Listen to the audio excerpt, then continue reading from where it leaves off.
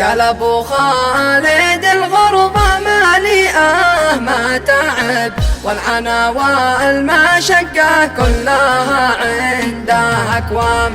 كم تحملت فيها كل ليلة ما صعب، كل ليلة بتمشي عندنا كأنها عام.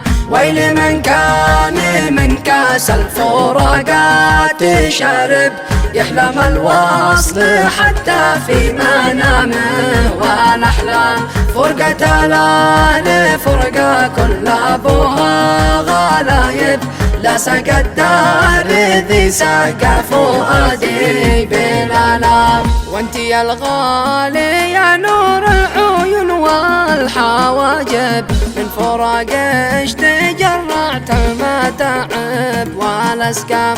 يمي يا الغالي يا ما كنت للبعد راغب، بس هذا ظروف الوقت والواقع العام.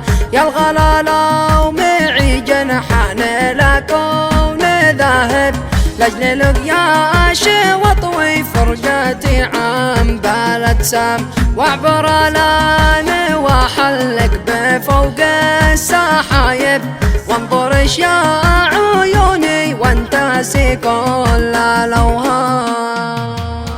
قال ابو خالد الغربة مالئة ما تعب، والعنا والمشقة كلها عندها اكوام. كم تحملت فيها كل ليلة ما صعب، كل ليلة بتمشي عندنا كأنها عام. ويل من كان من كاس الفراقات شارب، يحلم الوصل حتى في منامه والاحلام. فرقة الأهل فرقة كل ابوها غلايب، لا سقى الدار ذي سقى فؤادي بالالام. واحمده عاد ما قد عد له كل تايب، واشكره ما تال القارئ ورتال وما صام. اصلح الوضع يا ربي قد الوضع خرب، من يمنا الى غزة الى القدس والشام. والنهاية سلامي عم كل الحبايب، من لسان الاصل ذكرى على مر الايام. بالورود النادية عم جاهل وشايب، والعطور المصنع خام من جودته خام.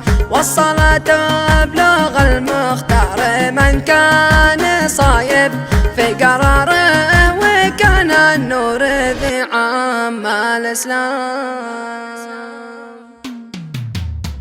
قال ابو خالد الغربة مالئة ما تعب، والعنا والمشقة كلها عندها اكوام.